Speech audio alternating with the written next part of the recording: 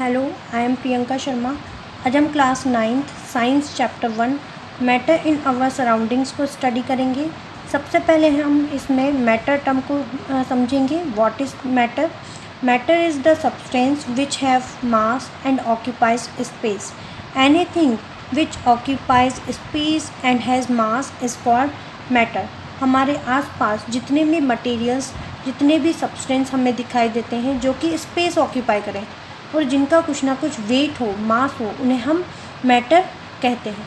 For example pen, book, air, table, milk, water, जितने भी food materials हैं ये सभी क्या हैं? मैटर हैं। अब ऐसी कौन सी चीज़ें हैं जिन्हें हम मैटर नहीं कहेंगे? जैसे कि लाइट, साउंड, ये सभी स्पेस ऑक्यूपाई नहीं करते हैं और इनका ना ही मास होता है, इसलिए हम इन्हें मैटर नहीं कहेंगे। ट्यूबलाइट है, बल्ब है, ये स्पेस ऑक्यूपाई करते हैं, इसलिए हम इनसे मैटर कहेंगे।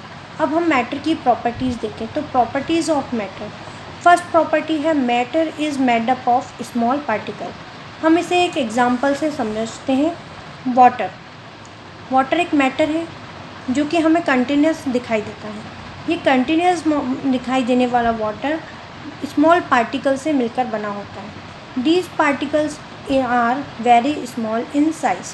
ये पार्टिकल्स बहुत छोटे होते हैं, इसलिए हमें आँखों से दिखाई नहीं देते हैं। They have space between them. इन पार्टिकल्स के बीच में स्पेस प्रेजेंट होता है। They are moving constantly. ये जो पार्टिकल हैं ये रेस्ट पोजीशन में ना होकर जिग-जैग मोशन करते हैं। इस मोशन को हम रैंडम मोशन और ब्राउनियन मोशन भी कहते हैं। They attract each other. ये पार्टिकल्स एक दूसरे को अपनी तरफ अट्रैक्ट करते हैं। अब हम नेक्स्ट टॉपिक देखते हैं, states of matter. On the basis of physical state, matter के 3 स्टेट होंगे, सॉलिड, लिक्विड एंड गैस। सबसे पहले हम सॉलिड को देखेंगे। They have definite shape and definite volume.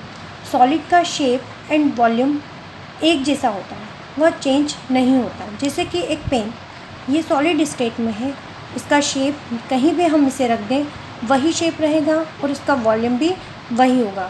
वह जब तक चेंज नहीं होगा जब तक कि हम इसे हीट प्रोड्यूस ना करें। तो they have definite shape and definite volume. Minimum intermolecular space. अब सॉलिड के जो पार्टिकल्स होते हैं उनमें मिनिमम इंटरमॉलिक्यूलर स्पेस होता है। इनके बीच में आपको डायग्राम में भी दिख रहा है कि स्पेस प्रेजेंट नहीं होता है। किस कारण? क्योंकि इसमें maximum intermolecular force of attraction होता है। इनके पार्टिकल्स के बीच में एक टेंडेंसी होती है, ये एक दूसरे से बहुत ही क्लोजली पैक्ड होते हैं। इनमें इंटरमॉलिक्यूलर फोर्स ऑफ अट्रैक्शन बहुत ही ज़्यादा होता है कंपैरिजन टू लिक्विड। अब हम लिक्विड की बात करें। They have indefinite shape but definite volume. इनका जो शेप है वो इनडेफिनाइट होता है, ये चेंज हो जाता है। जैसे कि हम किसी शॉप से मिल्क लेकर आए, जिस कंटेनर में लेकर आए पहले वह उसी कंटेनर का शेप ले लेते हैं। जब हम उसे घर लाकर किसी अदर वेसल में डालते हैं तो वो जिस वेसल में डालते हैं उसी का शेप ले लेता है। इसलिए लिक्विड का शेप जो है वो इनडेफिनाइट होता है बट वॉल्यूम डेफिनाइट होता है। या अगर हम 1 लीटर मिल्क लाते हैं तो वो शेप चेंज होने के बाद भी वॉल्यूम उसका फिक्स होता है, वो 1 लीटर ही रहेगा। उसके बाद मॉडरेट इंटरमॉलिक्यूलर स्पेस।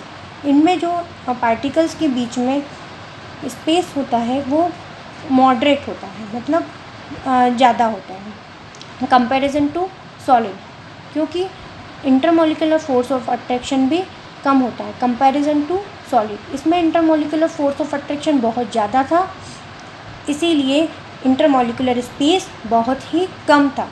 इसमें इंटरमॉलिक्यूलर फोर्स और अट्रैक्शन थोड़ा सॉलिड से ज़्यादा है, इसीलिए स्पेस भी इसमें ज़्यादा है। नेक्स्ट देखेंगे gas. They have indefinite shape and indefinite volume. इसका जो शेप और वॉल्यूम है दोनों ही इनडेफिनाइट होता है। Maximum intermolecular space. इसमें इंटरमॉलिक्यूलर स्पेस पार्टिकल्स में बहुत ज़्यादा होता है क्योंकि इनमें minimum intermolecular force of attraction होता है। सबसे कम इंटरमॉलिक्यूलर फोर्स ऑफ अट्रैक्शन इसमें होता है, इसीलिए इसके पार्टिकल्स दूर दूर होते हैं कंपैरिजन टू लिक्विड। गैस को हम हाईली कंप्रेसिबल भी कर सकते हैं। तो हमने देखा कि solid, definite shape, definite volume, minimum intermolecular space, maximum intermolecular force of attraction, moderate intermolecular space, moderate intermolecular force of attraction. They have indefinite shape and indefinite volume, maximum intermolecular space, minimum intermolecular force of attraction. Effect of temperature. अब हम तीनों states पे temperature का effect देखें तो solid, जब हम solid को हीट देंगे तो वो लिक्विड में कन्वर्ट हो जाएगा, और जब लिक्विड को हीट देंगे तो वो गैस में कन्वर्ट हो जाएगा। कैसे? जब हम सॉलिड को हीट देते हैं तो उसके पार्टिकल्स डिस्टर्ब होते हैं और वो दूर दूर होने लगते हैं, स्पेस उनका बढ़ जाता है और फोर्स ऑफ अट्रैक्शन कम हो जाता है, जिससे वो लिक्विड में कन्वर्ट हो जाता है। इस प्रोसेस को हम बोलते हैं मेल्टिंग। जब हम लिक्विड को हीट देते हैं तो उसके पार्टिकल्स भी बहुत ज़्यादा दूर दूर हो जाते हैं, उनमें फोर्स ऑफ अट्रैक्शन कम हो जाता है, जिसकी वजह से पार्टिकल्स बहुत ज़्यादा इंटरमोलिकुलर स्पेस बढ़ जाता है, जिससे कि वो गैस में कन्वर्ट हो जाता है। इस प्रोसेस को हम बॉइलिंग कहते हैं। अब हम इसके अपोजिट डायरेक्शन में देखें, जब हम इसे कूलिंग करेंगे, जब हम गैस को कूल करेंगे तो इस प्रोसेस को कंडेंसेशन कहते हैं। कूलिंग करने से इंटरमोलिकुलर फोर्स ऑफ अट्रैक्शन बढ़ जाएगा, पार्टिकल्स क्लोज आएंगे और वो लिक्विड में कन्वर्ट हो जाएगा। जब हम गैस को कूल करेंगे तो उसके पार्टिकल्स पास आएंगे, इंटरमोलिकुलर फोर्स ऑफ अट्रैक्शन बढ़ जाएगा, जिससे कि वो लिक्विड में कन्वर्ट हो जाएगा। इस प्रोसेस को हम कंडेंसेशन कहते हैं। जब हम लिक्विड को कूल करेंगे तो उसके पार्टिकल्स और ज़्यादा पास आ जाएंगे और इंटरमोलिकुलर फोर्स ऑफ अट्रैक्शन बढ़ जाएगा। इस प्रोसेस को हम सॉलिडिफिकेशन कहते हैं। इसमें लिक्विड सॉलिड में कन्वर्ट हो जाता है।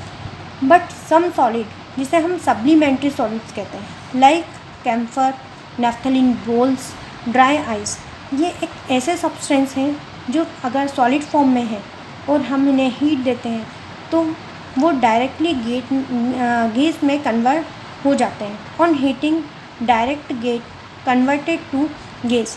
इस प्रोसेस को हम सब्लिमेशन कहते हैं।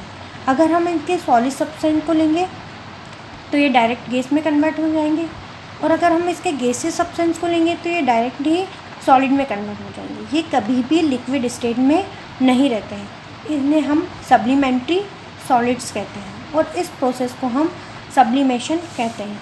Compression is another way to conversation. Compression gas to liquid. जब हम गैस को लिक्विड में कन्वर्ट करते हैं तो कंप्रेस्ड करके भी गैस को लिक्विड में कन्वर्ट किया जा सकता है। गैस के जो पार्टिकल्स हैं वो बहुत ही दूर दूर होते हैं, इनमें इंटरमोलिकुलर स्पेस ज़्यादा होता है, पार्टिकल्स के बीच फोर्स ऑफ अट्रैक्शन बहुत कम होता है।